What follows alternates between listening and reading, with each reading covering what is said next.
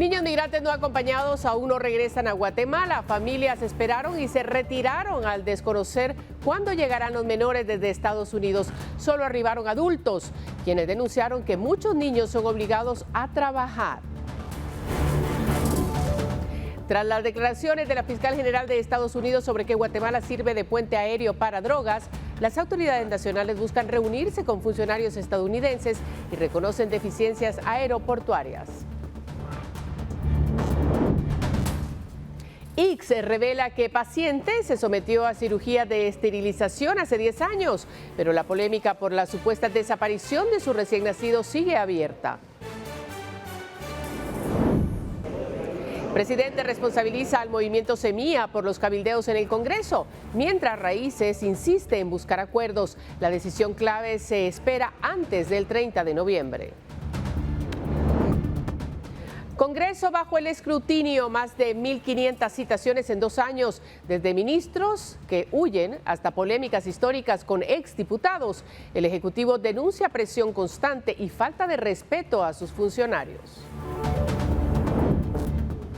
Nicolás Maduro denuncia buques y 1.200 misiles de Estados Unidos, convoca a 8.2 millones a la defensa y denuncia intento de crear frente de guerra, mientras Guyana respalda maniobras militares.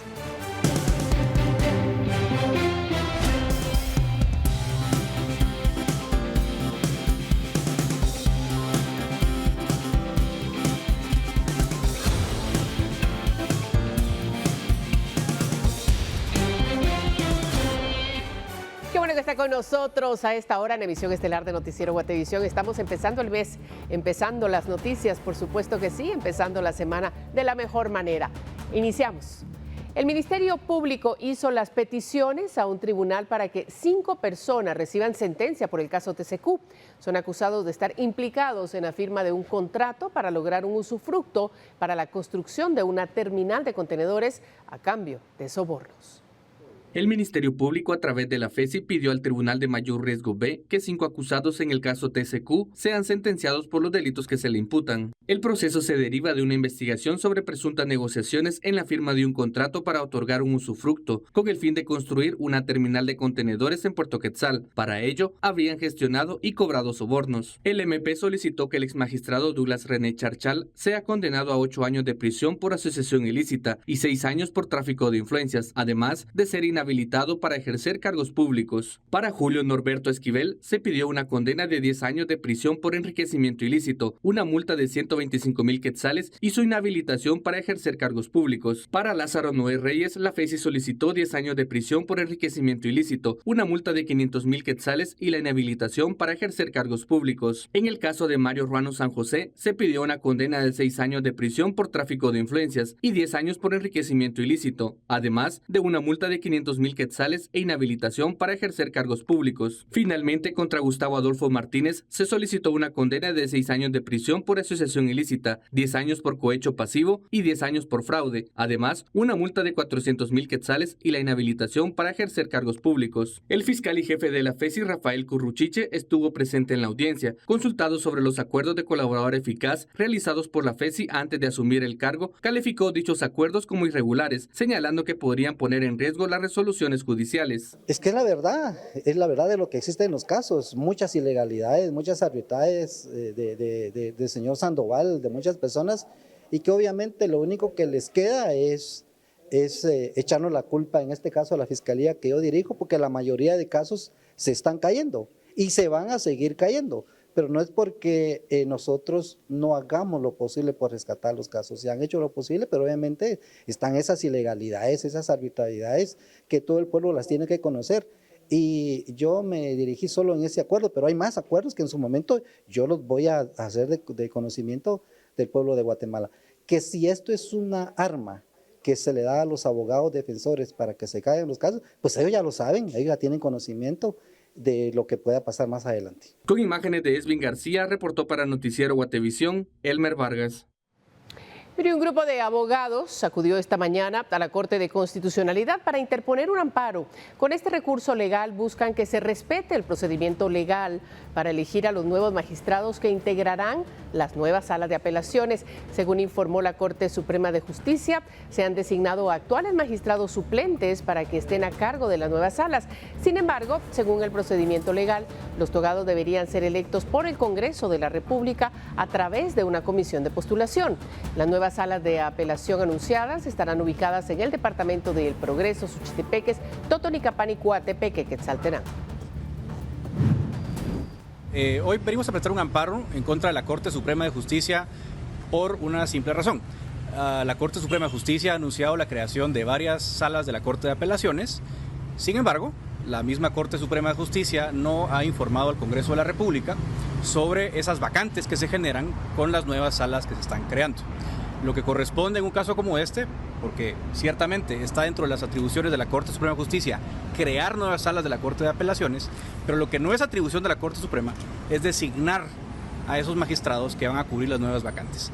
El encargado constitucionalmente para hacerlo es el Congreso de la República, y a la fecha el Congreso de la República no ha sido notificado de estas vacantes. La ley de la carrera judicial en el artículo 6, inciso B, y el artículo 23 dice claramente que al producirse una vacante, el Consejo de la Carrera Judicial debe avisar dentro del plazo de 10 días para que el Congreso haga la designación que corresponde. Entonces, resumiendo, la Corte Suprema de Justicia correctamente puede crear salas de la Corte de Apelaciones, pero no puede designar magistrados porque estaría usurpando funciones del Congreso. Bueno, hay más esta noche. Un grupo de diputados oficialistas presentó una querella en contra de 3 fiscales de la Fiscalía contra Delitos Electorales del Ministerio Público, quienes, según los legisladores, presuntamente los han estado investigando pese a gozar de inmunidad. Los parlamentarios aseguran que los fiscales han solicitado información relacionada con la conformación del grupo promotor Raíces, el cual se encuentra en fase de revisión en el Tribunal Supremo Electoral y que sería el vehículo político para competir en las próximas elecciones, luego de la cancelación del movimiento Semilla.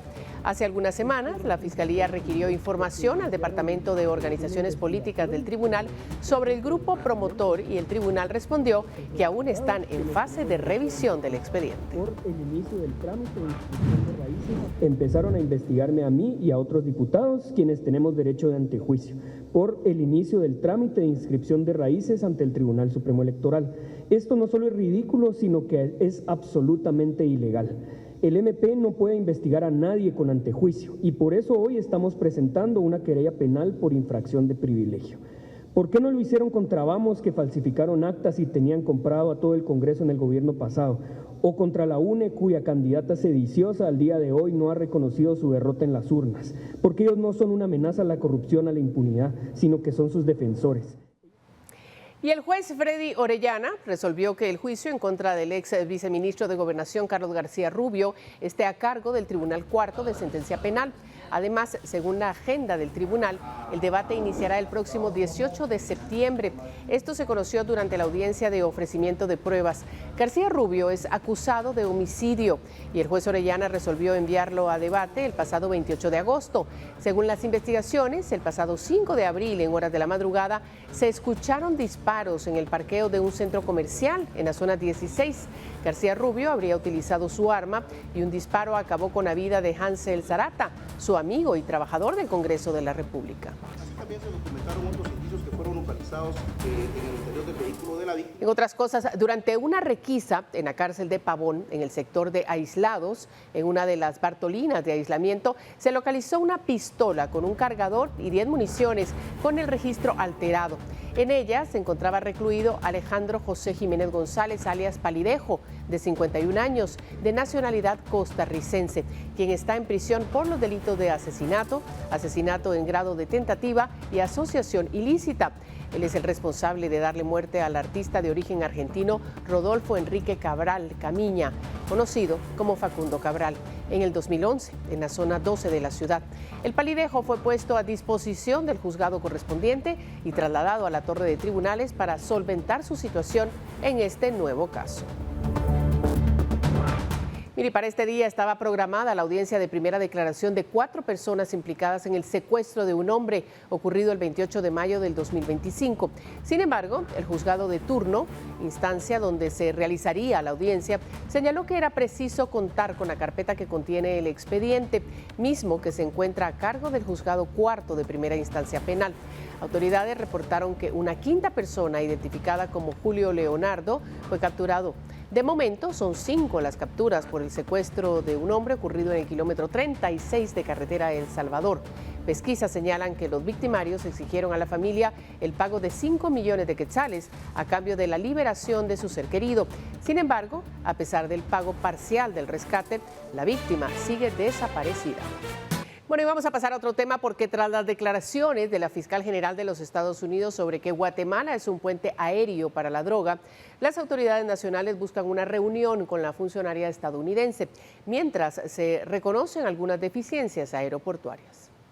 Aunque de forma oficial no ha habido ninguna comunicación de los Estados Unidos por la declaración dada por su fiscal general Pam Bondi sobre que Guatemala sirve de un puente aéreo para el tránsito de drogas, las autoridades nacionales buscan tener comunicación con el subsecretario de Estado, Christopher Landau, y tener una reunión con la fiscal general. La embajada procedió a solicitar una reunión con la fiscal Bondi, con el con el ministro de Gobernación de Guatemala y el procurador general de la Nación, misma que se espera se concrete próximamente.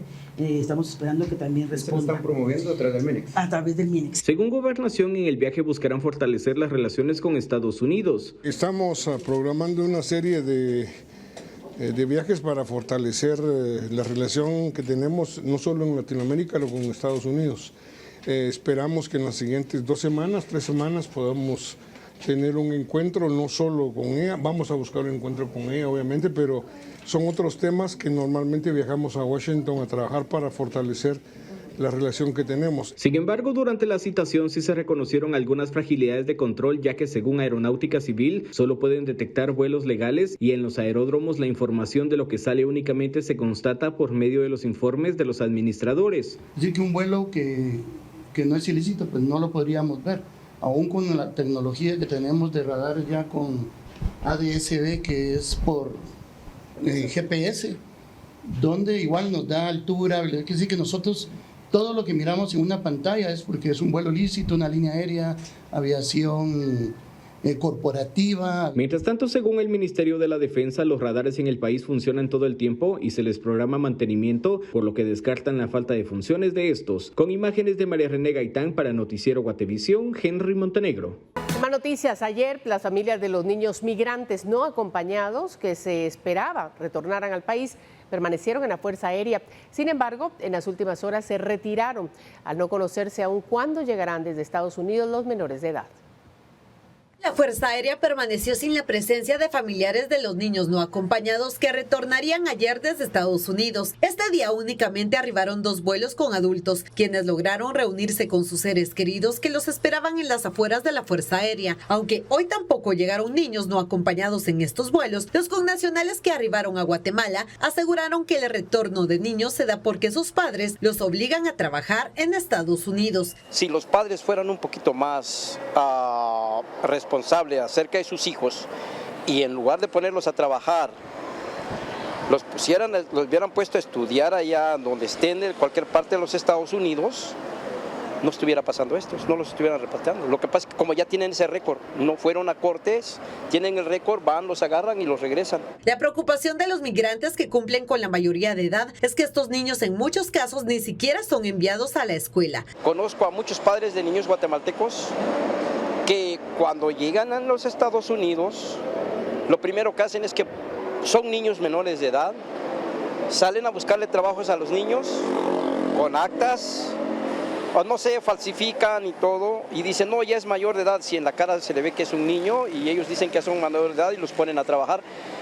A mí me ha tocado decir, hey, manda a tu hijo a la escuela, ponlo a estudiar. Ah, no, él debe mucho dinero y tiene que pagar lo que debe. Entonces, desgraciadamente, Eso es lo que está pasando. Este lunes, aunque sí arribaron varios adultos retornados a Guatemala, aún no hay detalles de cuándo volverán los menores de edad. El pasado domingo, las familias de estos niños fueron trasladadas en buses de la Procuraduría General de la Nación. Esta institución indicó que no podía brindar información de qué pasó con ellos, mientras el Instituto Guatemalteco de Migración aseguró no tener mayores detalles del caso. En las últimas horas, estas personas manifestaron el anhelo de ver de vuelta a sus niños, ya que desconocen en qué circunstancias se encuentran. Con imágenes de José Sánchez, para Noticiero Guatevisión, Rosmery Ávila. Y el presidente de la República, Bernardo Arévalo, se pronunció y destacó que fue Guatemala quien impulsó esta iniciativa con el propósito de que las niñas y niños y adolescentes no acompañados pudieran retornar al país, ya fuera de manera voluntaria o por resolución de un juez.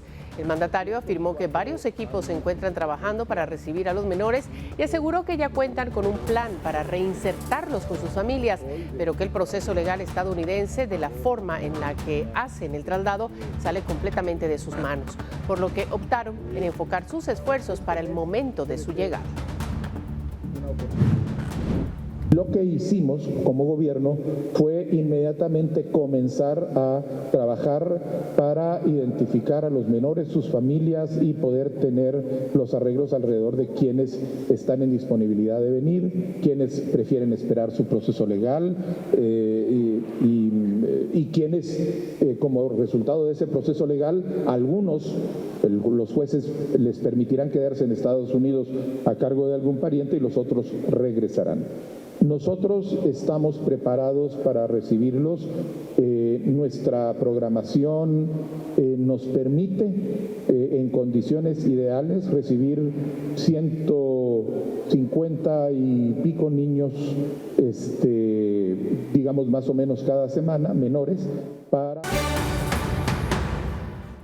Tenemos la noticia, los servicios que presta el Seguro Social en Escuintla han quedado suspendidos, incluso la emergencia. La razón, se corrió la voz de que el fin de semana, de que un grupo de personas podían atentar en contra del edificio o bien del personal. Esto debido al caso de la supuesta desaparición de un recién nacido la semana pasada.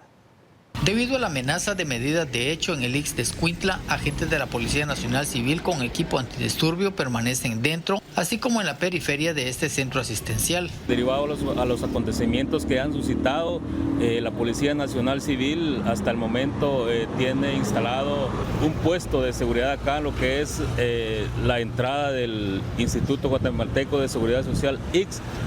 Ustedes pueden observar que hasta el momento pues todo transcurre sin novedad, únicamente se mantiene la presencia policial pues ante cualquier eventualidad que pueda suscitar. Hasta nuevo aviso quedan suspendidas las visitas a pacientes, atención de citas y en el caso de las emergencias el personal de seguridad los refieren al hospital de la localidad. Todo esto está afectando a los afiliados, algunos de estos venían esperando desde hace 4 meses su cita. Ante ello piden que se aclare la situación y se pueda reactivar todos los servicios. Realmente duele que pase y que sean humanos que estén haciendo esto y que estén perjudicando, no solo ellos están perjudicando todo este establecimiento del IX, todo el Ministerio de Salud también. Aquí le ponen a uno 4 meses, 3 meses, 4 meses y a mí me cambiaron la cita porque no había médico ese día, creo yo, y me cambiaron la cita. Yo ya llevo muchos meses. Entonces ahora me voy a quedar sin mi medicina y estoy mala. Pero no puedo echarle la culpa al IX, porque el IX me ha atendido perfectamente bien. Me ha mandado a hospitales privados, han gastado. Entonces no podemos decir que ellos tengan la culpa. Esto tiene que aclararse y que las cosas no se queden así si son mentiras. Porque si son mentiras, esta señora nos está haciendo mucho daño. Para Guatevisión, Carlos Paredes. Mientras tanto, autoridades del IX revelaron que la paciente que denunció la supuesta desaparición de su recién nacido y que luego se confirmó que no estaba embarazada, hace 10 años se practicó una cirugía para no volver a quedar embarazada.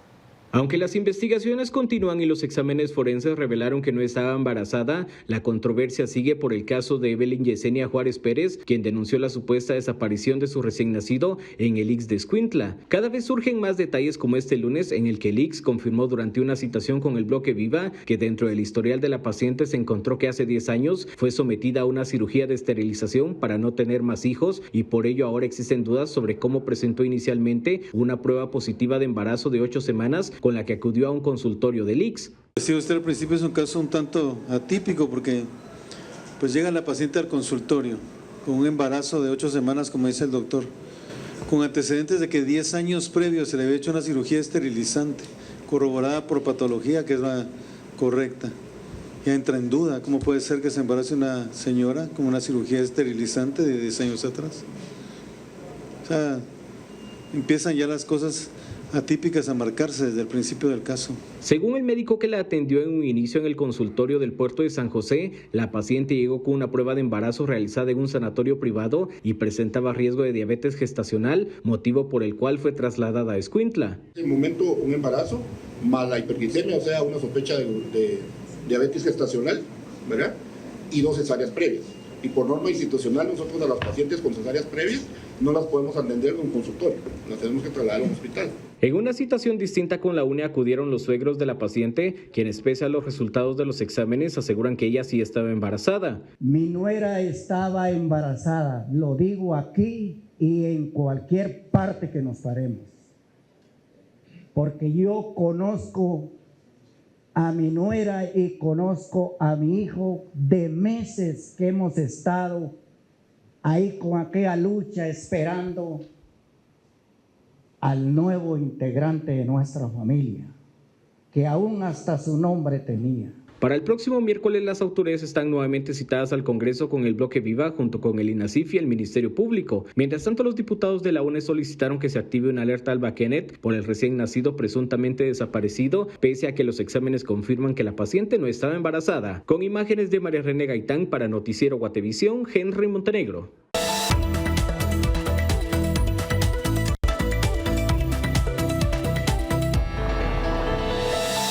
Este lunes también hablamos de dinero y de temas económicos. El Ejecutivo entregó al Congreso el proyecto de presupuesto 2026, que asciende a más de 163.000 millones de quetzales. Educación, salud y comunicaciones son los ministerios con mayor asignación, mientras que la discusión ahora queda en manos de los diputados.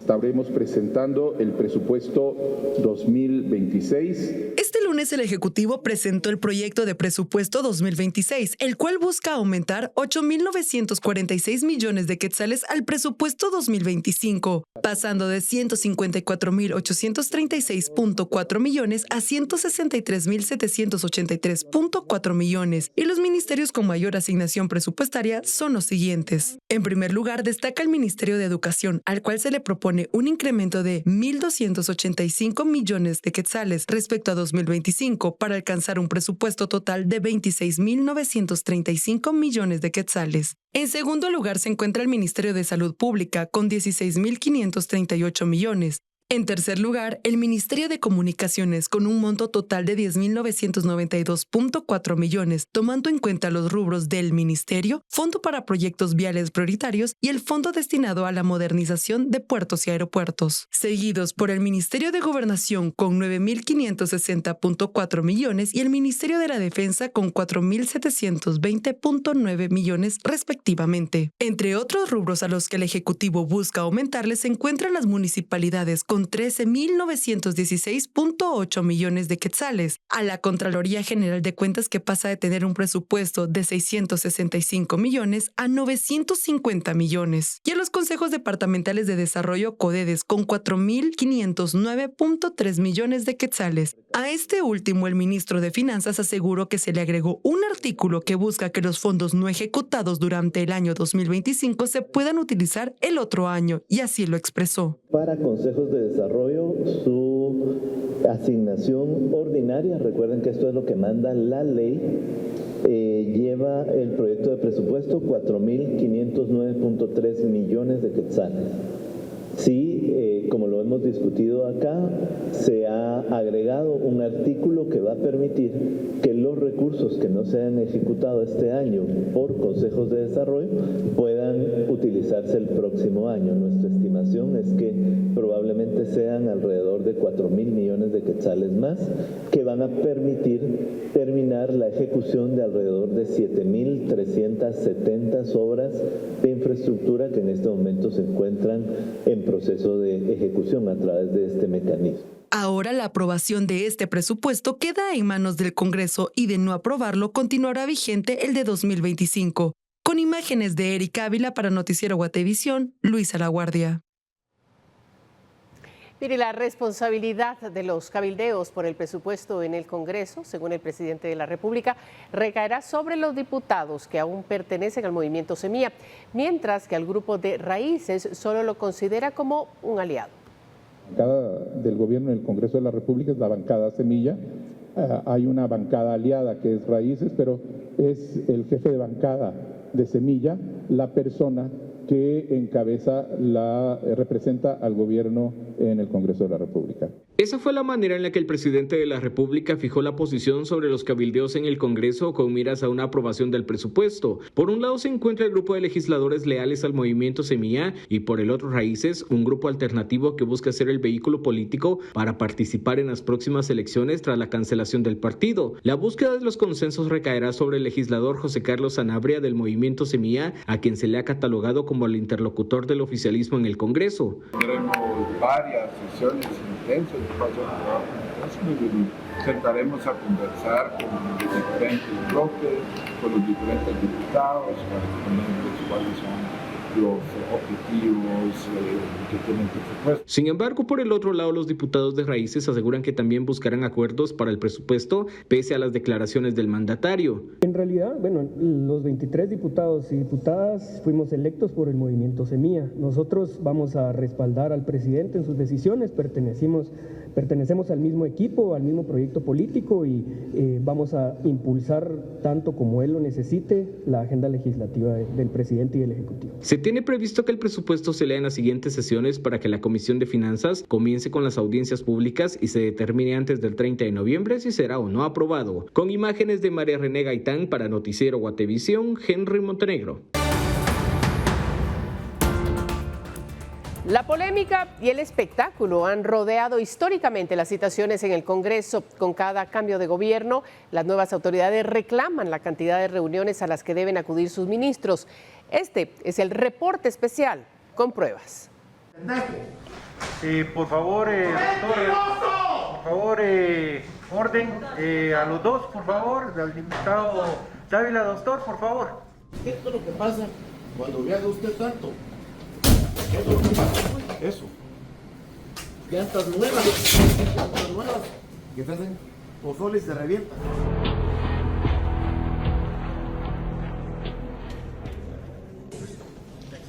Después que el 2009 y 2008, 2009 y 2010 nos refleja estas cruces, que son la muerte de los pilotos que a lo largo de este gobierno han habido. Muchísimas gracias, un gran gusto haberlos visto. Perdonen, tengo que retirarme, ya tengo que ir a la presidencia. Aunque no lo parece, estos videos sí guardan algo en común. Todos son de citaciones ocurridas en el Congreso en los últimos 20 años, un cuadrilátero político donde el sistema de pesos y contrapesos se presta para la polémica y el espectáculo, algo que históricamente es parte del ADN de los diputados. Voy a ponerme un poco de polvo. Hoy el Ejecutivo se queja del número de citaciones y de las faltas de respeto que considera que han sufrido sus funcionarios en el Congreso.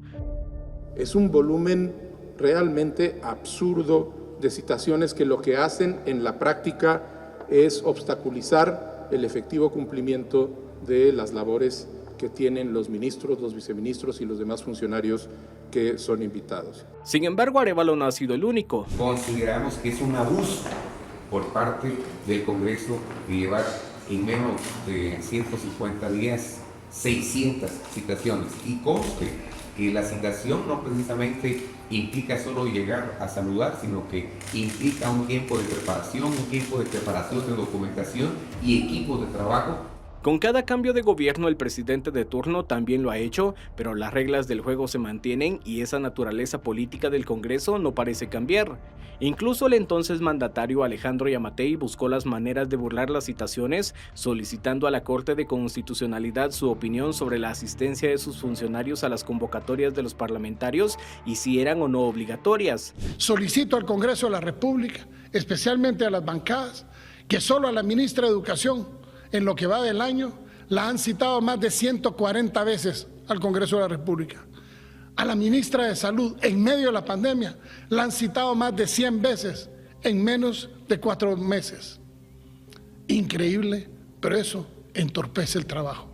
Históricamente las citaciones han servido para fiscalizar el trabajo del Ejecutivo. Sin embargo, también hay antecedentes históricos de que también se han utilizado como una manera de presión. Para identificar casos como este no hay que retroceder mucho en el tiempo. Por ejemplo, en el 2015, el entonces ministro de Desarrollo, Edgar Rodríguez, denunció a los exdiputados Luis Chávez y Mirza Arriaga del extinto Partido Líder, a quienes grabó mientras presuntamente lo presionaban para ser favorecidos con algunos contratos en el MIDES a cambio de no volverlo a citar.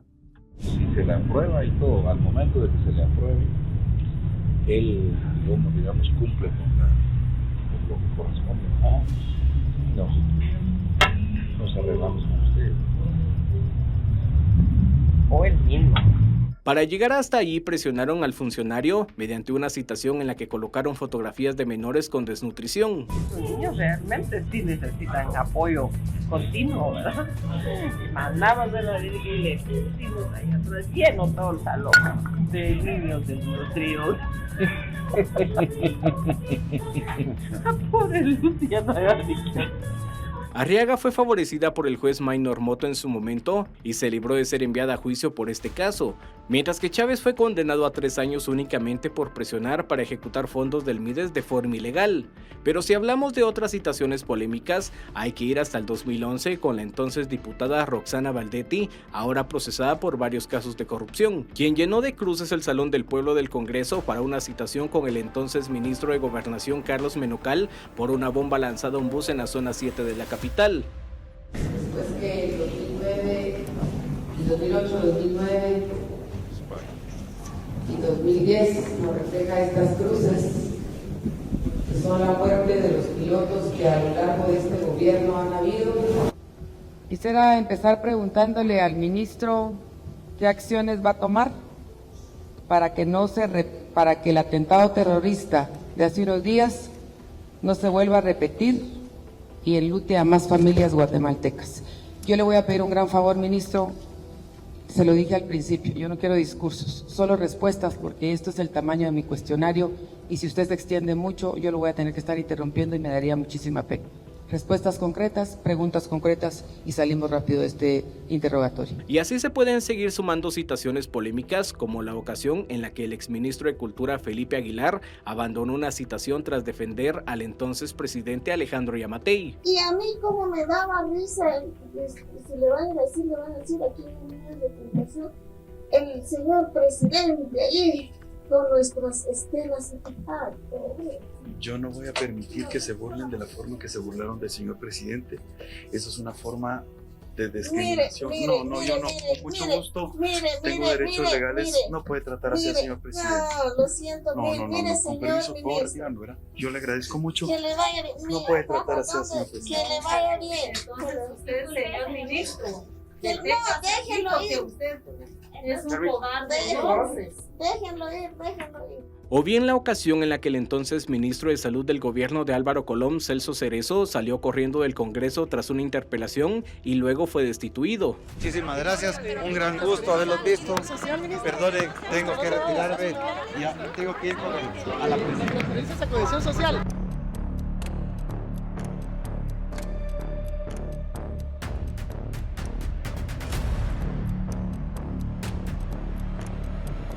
Hasta citaciones más recientes como la llanta lanzada por el diputado Luis Aguirre al ministro de Comunicaciones que provocó que se revivara la discusión sobre este tema. Esto es lo que pasa cuando viaja usted tanto. Eso es lo que pasa. Eso. Llantas nuevas que se hacen pozole y se revientan. Porque así está la carretera. Eso es lo que pasa. Vea esta llanta, vea la labor que tiene. Hay diputados que consideran que el comportamiento del Congreso es así porque se trata de un ente puramente político y las citaciones son una forma de llegar a sus votantes. Y una de las formas de llamar la atención ante sus votantes es el tema de la fiscalización. Y como todo el mundo ahora con las redes sociales fiscaliza y sube sus videos, sus TikToks y todo lo demás, ya no dependemos de los medios tradicionales. Tiene mucha competencia en ese sentido y cada vez los videos que se suben son más calientes, más candentes, buscando llamar la atención. Según los datos de la presidencia, el año pasado registraron 1.538 citaciones y este año hasta julio llevaban el conteo de 997 reuniones convocadas desde el Congreso, siendo la UNE, Voz y Vamos los que más citan. Pero, ¿qué opinan los diputados ante esto? No andamos citando a los funcionarios solo por citarlos, sino que pues atendemos a las demandas de la población, ¿verdad? Y a la necesidad de la población. Lamentablemente, pues este gobierno no ha respondido a las necesidades de la población y entonces las personas acuden a nosotros. Creo que el presidente, más que ver la cantidad de citaciones, debería de ver qué es lo que están dejando de hacer en el organismo ejecutivo y que eso origina que finalmente haya que citar a los funcionarios en este caso, porque si no se atiende las necesidades de la gente, pues el mecanismo que tienen los diputados es el tema de la citación. Según el análisis de la Alianza por un Congreso Eficiente, la herramienta de la fiscalización se ha desvirtuado y hoy podría prestarse a campaña anticipada. Lo más preocupante es esto de que ya no son fiscalizaciones efectivas, parecieran ser más con la facilidad de las redes sociales hoy y con el objetivo de hacer viral un video, más una campaña anticipada por parte de diputados que utilizan las diferentes plataformas para montar un teatro en las citaciones.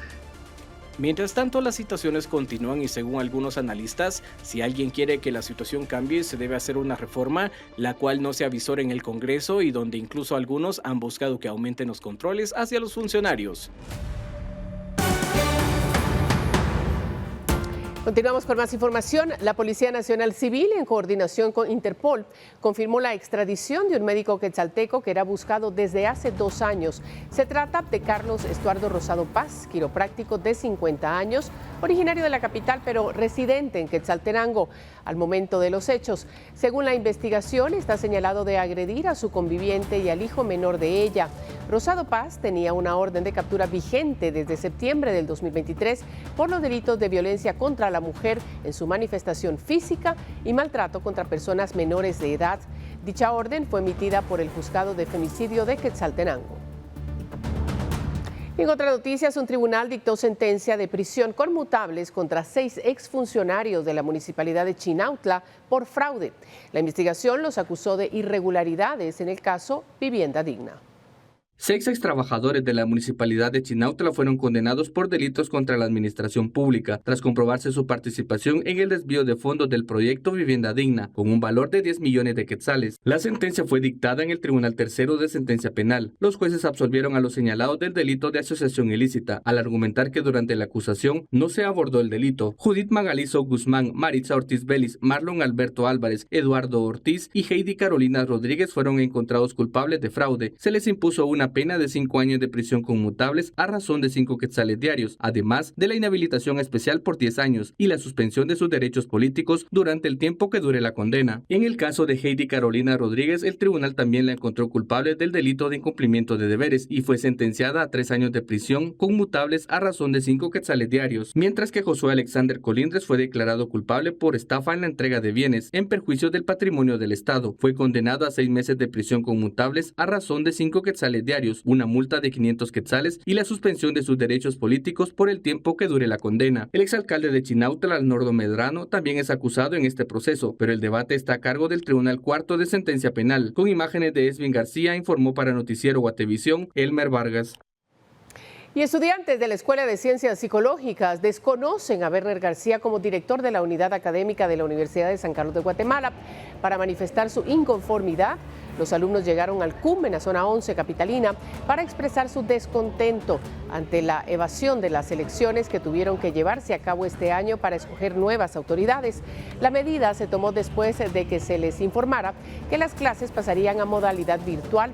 ya que los nuevos nombramientos tenían una reunión, con lo que tampoco están de acuerdo, pues ya no se trataría de profesionales de la salud mental. Con pancartas en mano dieron a conocer que seguirán con una lucha pacífica y a la espera de que la Corte de Constitucionalidad decida después de colocar 3 acciones en las últimas semanas. Que el día de hoy nos pasaban a modalidad virtual, en el cual pues el estudiantado reaccionó, se organizó y el día de hoy decidimos que realmente la virtualidad solo se debe de hacer en tipos de crisis. Entonces realmente nos cuestionamos si el hecho de hacer una reunión para hablar sobre temas administrativos es realmente una crisis para la escuela. Nos están dejando sin el espacio académico. Hemos tenido caravanas hacia allá para exigir que el proceso se debe realizar de manera legítima y lo más antes posible. Sin embargo, aún seguimos en espera de esto y pues Werner García actuó sin tener realmente la decisión de la CC. Tenemos noticias internacionales. La presidenta de México, Claudia Sheinbaum, presentó su primer informe de gobierno y destacó la posibilidad de alcanzar mejores condiciones en la relación comercial con Estados Unidos. En paralelo, su administración negocia con Washington un nuevo acuerdo de seguridad para combatir el tráfico de drogas y armas en la frontera, el cual será definido durante la visita del secretario de Estado, Marco Rubio. Esta semana, la mandataria advirtió que México no aceptará intervenciones extranjeras y subrayó que la política de paz se define de manera soberana en su país. Sheinbaum también resaltó que México es el socio del TEMEC con menos aranceles impuestos por la administración de Donald Trump, aunque recordó que su economía sigue siendo una de las más vulnerables, ya que más del 80% de sus exportaciones tienen como destino Estados Unidos. Y Nicolás Maduro denunció este lunes que 8 buques militares de Estados Unidos y 1.200 misiles apuntan hacia su país.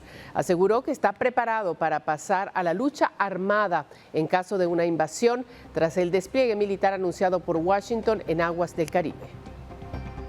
Es una amenaza extravagante. Tensión en el Caribe. El presidente de Venezuela, Nicolás Maduro, denunció el lunes que 8 barcos militares de Estados Unidos y más de 1.000 misiles apuntan hacia su país. Porque Venezuela está enfrentando la más grande amenaza que se haya visto en nuestro continente en los últimos 100 años. 8 barcos militares con 1.200 misiles y un submarino nuclear apuntan a Venezuela.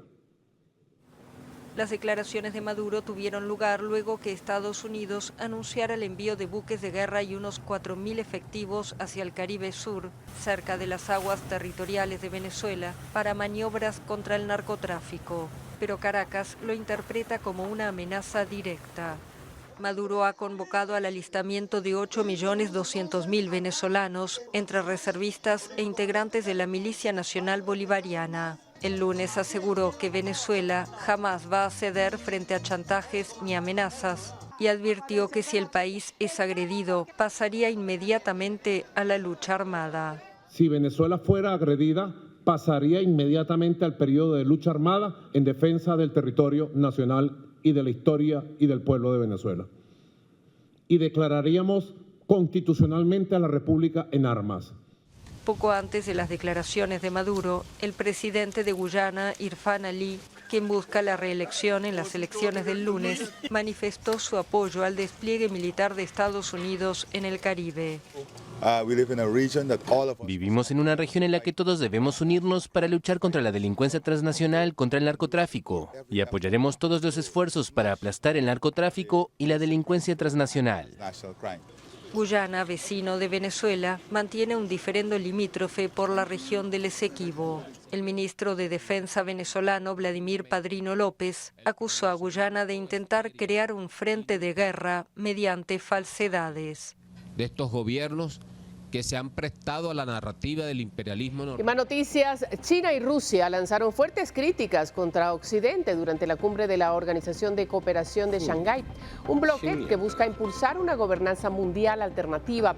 El presidente chino Xi Jinping cuestionó el comportamiento intimidatorio de algunos países, en alusión a Estados Unidos, y llamó a rechazar la mentalidad de la Guerra Fría, defendiendo el multilateralismo, la ONU y la Organización Mundial de Comercio. En tanto, el presidente ruso Vladimir Putin defendió la ofensiva militar en Ucrania y responsabilizó a Occidente de haber provocado el conflicto mediante el respaldo a un golpe de Estado y los intentos de acercar a ese país a la OTAN. La cumbre reúne a potencias como India, Pakistán, Irán y Bielorrusia, además de 16 naciones observadoras. El encuentro culminará con un imponente desfile militar en Pekín para conmemorar el 80 aniversario del fin de la Segunda Guerra Mundial. Guatemala tendrá una semana marcada por tardes y noches lluviosas con tormentas eléctricas debido al paso de ondas del este, lo que eleva el riesgo de inundaciones, deslizamientos y lahares en la cadena volcánica. Desde este lunes 1 hasta el viernes 5 de septiembre, Guatemala experimentará un ambiente cálido y húmedo durante el día. En horas de la tarde y noche se espera mayor nubosidad que provocará lluvias acompañadas de actividad eléctrica en distintas regiones del país. A la fecha reportamos más de 1.160 emergencias en todo el país. Sin embargo, durante esta semana va a prevalecer, de acuerdo con el INSIBUME, el ambiente cálido y húmedo y se van a presentar en la mayoría de las regiones del país lluvias dispersas acompañadas de actividad eléctrica. Esto asociado también al paso de una onda del este que se espera durante el día martes o miércoles. El INSIBUME detalló que estas condiciones estarán asociadas al paso del acercamiento de ondas del este. Según Conred, la temporada ya ha dejado más de 2.000 viviendas afectadas desde abril. Por ello, no se descartan crecidas repentinas de ríos, inundaciones, deslizamientos de tierra y lahares en la cadena volcánica. Ya supera la cantidad de 15.000 personas las afectadas a nivel nacional. También se reportan 2.900 viviendas con daños, ¿verdad? Esto depende de la severidad a la que se va registrando cada una con las evaluaciones que se realizan y con los departamentos siempre continúan siendo los más afectados, Alta Verapaz, Suchitepeques y Guatemala, que es en donde se han reportado la mayoría de las emergencias. La población es llamada a tomar precauciones y evitar el cruce de ríos, considerando que ya se registran 34 muertos y una persona desaparecida. Con imágenes de Emilio Chang, reportó Andrea Domínguez.